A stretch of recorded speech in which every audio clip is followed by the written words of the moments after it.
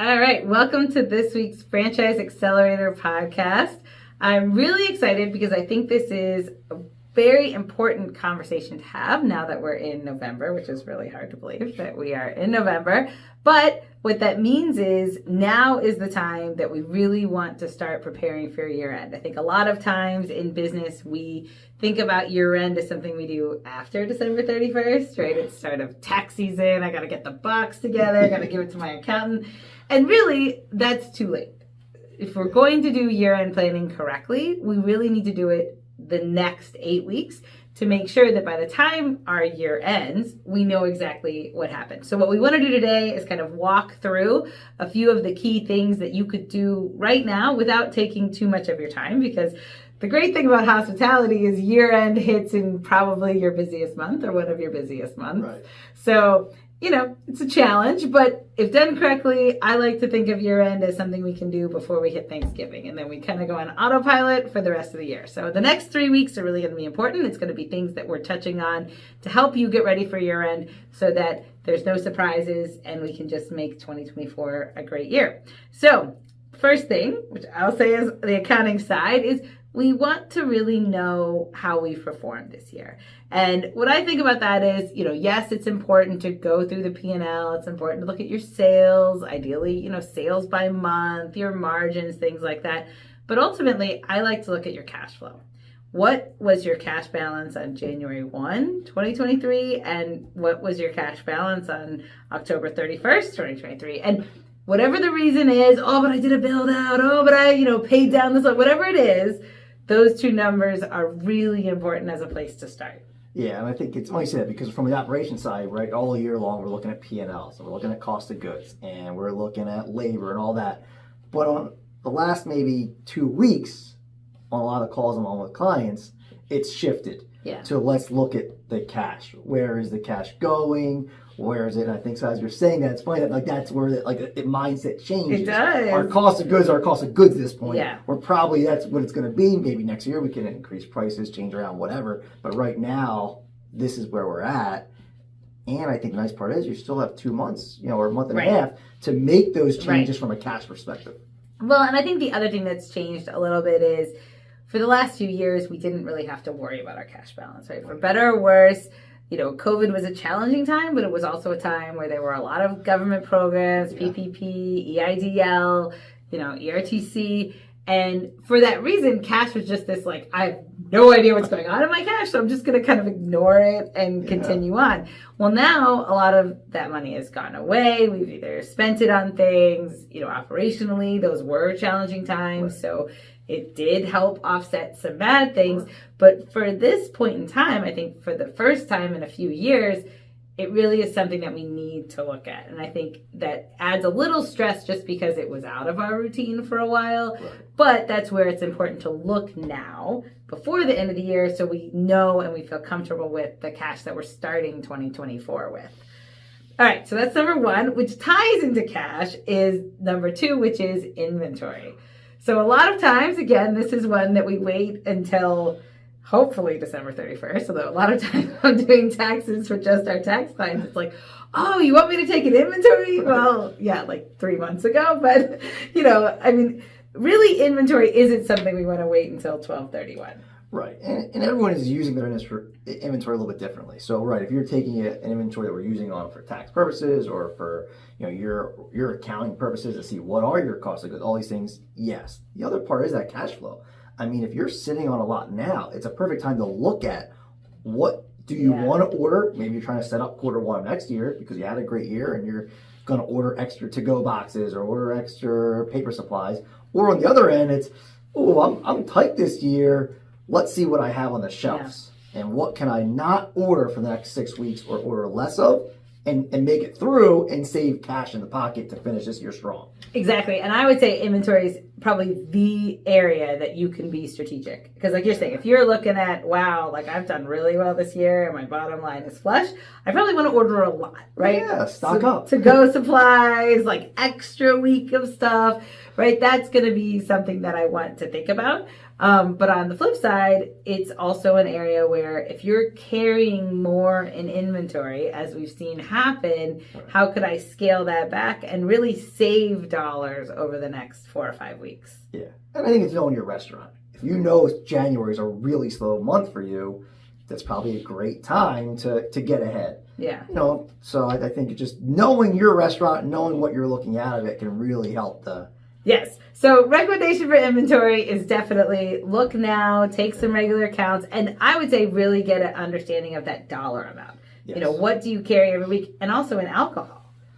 Especially in alcohol, especially when it comes to like liquor, right? I mean, we see that all the time that, you could have a ton of liquor and a ton of dollars where, again, you could, obviously your sales in December hopefully are pushing liquor sales and all these things are up in sales, but it's a great way to maybe back down and say, all right, I've been carrying this many bottles of vodka all year long, but I can probably wean down a little bit now and use what we have instead of the consistent ordering. Yeah, and I think the other really important part to think about here is this is not something that has to take 6 months, but I would really review your internal control process related to holiday parties, right? Because if you're having an open bar and you're selling it as, it's, $30 a person or whatever it is, how is that being tracked? How is that being ordered? Right? Is it a free-for-all on the ordering because you're going to have an open bar? And then what happens to the unused bottles after that party goes away? Definitely. I mean, we've seen that with a lot of our clients that do that, banquets across the year. And how do you? Is it a certain bottles of liquor that you're using for these so you can kind of track at least how much the usage was? So if you had a baseline, you could say, all right, for this many people, that sort of makes sense. And obviously, every party can drink differently, but at least have an idea where the staff knows you're tracking it. We'll always go back to, if they know it's not being tracked, how easy it is for the 3 servers working to grab a bottle and go home with, because it's just a free-for-all, like you said. So at least having a system in place to know. Yeah, and I would say perfection is the enemy here, because I think a lot of times, especially with technology, we get the pushback of, I can't ring it up in the system. I'm going to mess up the system. I'm going to mess up my sales. So there's nothing I can do. And like you said, even if it's a piece of paper, some sort of tracking is better than no tracking, even if it's not perfect. Yeah, exactly. Just to know what you went through and really helping to plan the next part. I mean, really, at the end of the day, just making sure that all right, this is about what we need for that. And I think some of those things is just, getting away from having so many things on that open bar. Yes. I mean, most, you have your liquor, you have a handful of bottles that you already sell. You don't need those other ones that you're going to serve one drink out of. Yes. So kind of narrowing, even how many beers you're doing, how many different kinds of wine you're doing, you can kind of narrow it, and it makes it a little bit easier to track it because you're funneling it all through a handful of different items. Yeah, so I think in this area, the assignment is really to kind of look at your inventory, look at how it's flowing through, how your purchases are happening, and how catering special events kind of messes that up to make sure that we're not, feeding our staff, providing alcohol to our staff, and they kind of know December is a free-for-all, but we really want to make sure that we have some of those controls in place because the dollars do matter. All right, so the next one, which sort of coincides with inventory a little bit, is looking at your payables, right? Looking at what do you owe your vendors. I think other, as catering hurts us in some areas, it helps us obviously in the bottom line. So this is not saying catering is bad, but it hurts because a lot of times we're doing special orders. I got to order this from the vendor to bring it in at this time. And a lot of times that can skew our payables, right? We're used to paying this vendor X. Well, now we've double ordered for something that's happening a week from now, and now I owe more. So I think getting a handle on our payables is something that's really important. Yeah, absolutely. Especially depending on how you're doing your accounting and whether your cost of goods are, based on when you buy the item or whether you're inventorying it. It could be a huge skew because, maybe you have a net 30 on payments. So all these huge parties you're doing in December that you're taking payment from your customers, your guests now, you're actually not paying those bills till January. Which again, it maybe not a bad thing, but from an accounting standpoint, you might want them in before year end, depending on how your year's going. You might not want to carry those balances over.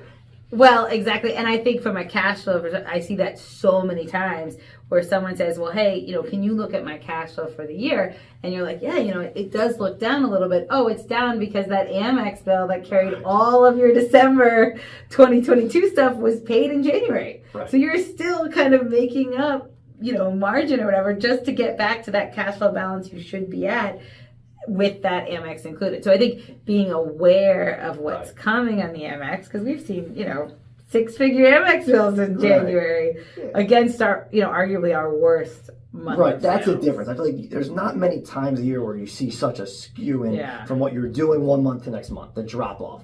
Some restaurants, I feel like, see it from summer to September, because September can be a rough month, but it's probably still not like December to January. I think that's where sometimes it's forgotten on.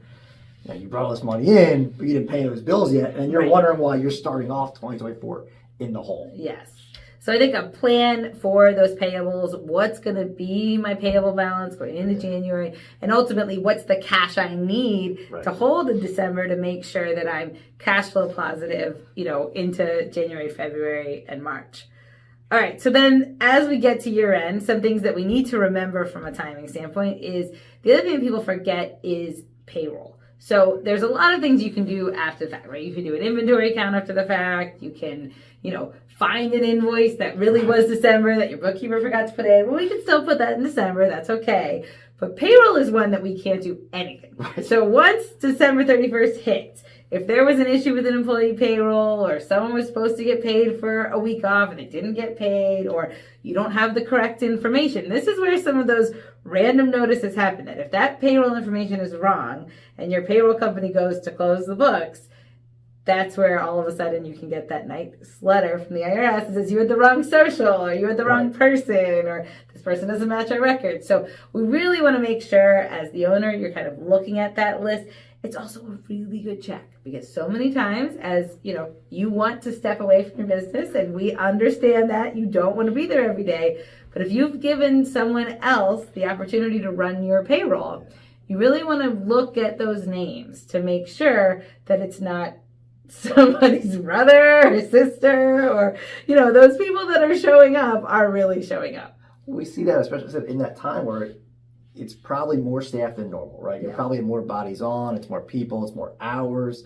Maybe you have part-time people that came home from college break and they're helping out. So like Ann said, there's a lot of other maybe names that aren't normally on there. And maybe your last payroll now falls the week between Christmas and New Year's. So as an owner, that's probably the week that maybe you're not trying to be really looking at payroll, which is not a good combination now, right? You have more bodies, more hours, more money than normal, and you're not in the restaurant like you normally would be maybe that payroll week because of how it falls. Right.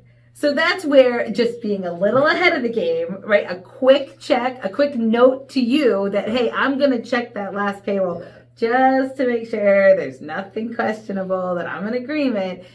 And then I'm going to, turn off my computer and go back to my family. That little 10-minute check can make a big difference. Yes. All right. So then our next one is vendors, right? So now we've gotten into holiday season. We've ordered more. But this is also really a good time to look at our vendor agreements for next year. Yeah, I think it's from a two-way street. You want to make sure you're clean. I remember in restaurants, I would always right now, like you're saying, start cleaning up. Every vendor, do I have any open invoices? Please send me a statement right now, because back to the last thing I want is the slowest month of the year, January, and now I get a statement from a vendor that, oh man, I forgot that HVAC never got paid or something. So that would be one thing. And then like Ann said, it's a great time of year to really look at the pricing. Like, hey, are there items that maybe you can get, priced out for next quarter, next 6 months, maybe next year, so as you're doing your menu pricing that, you're writing correct prices for it. And then just, maybe looking at it. That's where we say, compare, a Cisco to US Foods, just to see, does it make sense to at least look at what it would cost to change? We're not telling you to go jump vendors, but at least going through with your rep, picking out maybe that first week of January, like, hey, let's go through all of our pricing. Let's go. Yeah, set the appointment now, because I think, another thing that kind of fell by the wayside the last couple of years was looking for different vendors or understanding your vendor agreement, because you were just trying to get stuff in your shop, right? You needed chicken, and nobody had chicken. So it didn't really matter who was going to get you chicken as long as they got you chicken. Right. Well, that time's passed. We're back to a more normal supply chain. And so I think it is a great time to look at, what did you spend with each vendor this year? Could you negotiate, primary vendor agreement, some sort of saving? I mean, A couple clients I've seen where they didn't even know they were set up for a rebate. And all of a sudden, 6-7 months later, there's this huge dollar amount that they're owed from the vendor for the rebate that Right. nobody knew. And again, I think that goes back to kind of the idea that we have a newer staff, right? Your head chef might not know your agreements with your vendor, so he doesn't know to look for the rebate. Yeah, and I think it's a good time because other companies are trying to build their sales. A perfect example like Coke or Pepsi, right? If you're using Pepsi, Coke would love to probably come in your operations Right. and give you a really good deal on Yeah. soda in a box. Yeah. And I think when you multiply out how many you use over the course of a year, Yeah. it really could be a game changer. And if you look at like the really big corporations, those deals on those things are probably their primary goal. Like, hey, if we can save this amount of dollars on every box of soda, we don't really care what the price of this is. Because it's found money. It's found money. Yeah.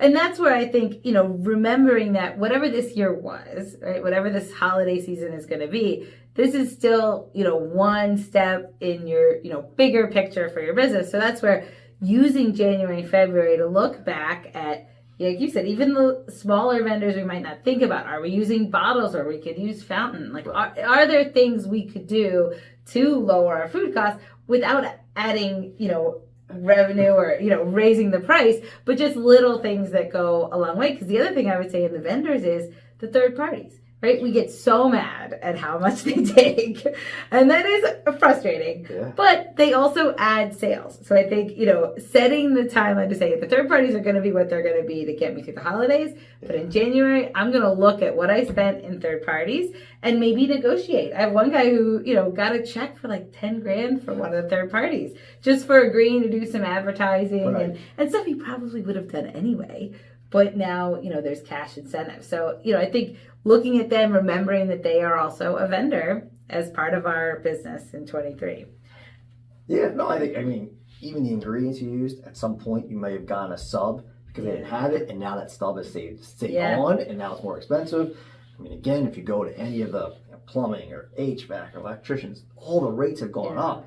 It's not a bad time to say, they're not the only plumber. We understand those prices all went up, but maybe not just settling it. That's how much we have to pay, because over the course of the year, how many times are you going to have a toilet or an HVAC issue that if you could save on the hourly rate, it really could at the end of the year, next year, when you're looking, be like, wow, we saved a lot of money, or at least stayed even. Maybe it didn't go up 10, 20%, maybe just kept it the same.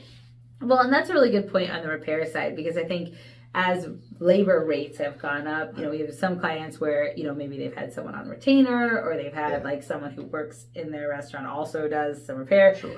That worked at some labor rate, but that may not work now, or doesn't work as well. So I think looking at repairs, the other thing to look at with repairs is, is it a problem piece of equipment that's adding that, your oven breaks once a month, and, would it make sense to replace the oven rather than having this ongoing expense that's really not adding value? Right. Yeah, and you're in the perfect time, because now you can look at your expenses for last year and maybe something jumps out where, like you said, every week maybe you weren't realizing, oh, that person, but when you really look at it, like, wow, we worked on that oven 9 times last year. That doesn't seem like a good plan, because it's probably going to be 11 times this year. So I think is looking at each individual area, and that's where if you have your cost centers organized on your QuickBooks, whatever you're using, can really dig into what that person was working on, what equipment was. Well, and that's where the strategy comes, right? Because if we know this in early November, maybe we can replace the oven before December, which is also a tax strategy. Sure. So again, if we know that in February, there's nothing we can do. We can't get the oven in and write it off for last year. But if we know that in November,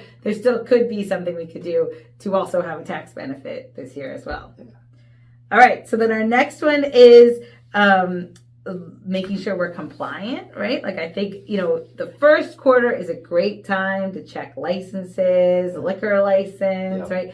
Get ahead of the game in that area. So definitely not necessarily something that you have to do right now, but I think this could also be a good, compartmentalizing for the owner to say, I'm not going to stress about my liquor license in December, but I may make sure that it's good in January or February. And same is true for all of the other licenses. I know, the states obviously are looking for money. So we've seen more state notices, personal property taxes, things like that. So just kind of coming up with a list of things that you want to check in January. And then if you're going to have some extra time, that's a great time to check and build the list. Yeah, and some of the owners I feel like are really good at that. Like they know exactly when things are expiring, what they need. And I think some we see are a little bit more unorganized. So I think if you're one of those people that like don't really know, as you're doing that's a great time to put together like maybe a spreadsheet of like through the year, this expires now, this, Right. that. And there's a lot more like even with Yes. alcohol training for staff, there's a lot of certifications that could expire from a staff member, not just a manager anymore. So there are more, I feel like, than there was 6-7 years ago on things that you would have to keep track of. Yeah, and even just set a little calendar reminder, right? Like I'm gonna remind myself on January 15th to do X, because it's gonna be fog of war for the next 6 weeks. So having those little reminders, would be a great help. And then the one thing that is really important to check, especially before you get into, December, is your point of sale system. And I think just making sure, again, a lot has changed in this area. We've talked about this on, a few other episodes of, our Halloween Horror Stories episode had one of these. But really thinking about our point of sale, again, we believe everyone is fine, right? Everyone on your staff is there for the good of the company. Right. But kind of going to your point of sale system with a curious eye to make sure that could somebody manipulate? Because as your volume increases and as you get into the holiday time, there's more incentive, there's more opportunity, things are not always normal. So really looking at the setup of the point of sale system is important. Yeah, especially if you're a restaurant, maybe it doesn't do a lot of banquets or holiday parties, but now this time of year, it's a little bit different. Well, are they all getting rung in through POS, or are we just like invoicing those people? And that makes it a lot more confusing, especially for places that aren't used to it. If you're a banquet facility, yeah, you might be busier in December, but you do it all year long. Yeah. But if you're a restaurant that maybe changes how you take payment for some of these, that's where I think you really got to double check to make sure it's going in, whether it's Toast or whatever POS, and you can see that somewhere. Yes, and I think for this, please reach out, go to our website, schedule a time to check in. We have a great daily sales report that will help with a lot of this, but don't assume if it was fine last year, it's fine this year, because a lot has changed in technology. They've become easier to use, but also easier to use for the staff as well. So it's just a great time to just double check that you have the controls in place to make sure if you're doing all this business that it shows up into your bank account. All right, so thank you so much for joining us. This is our first of our Getting Ready for Year-End episodes. And if you have any questions, please know that we are here as a resource, because we want to make sure everyone has a great 23 and an even better 2024.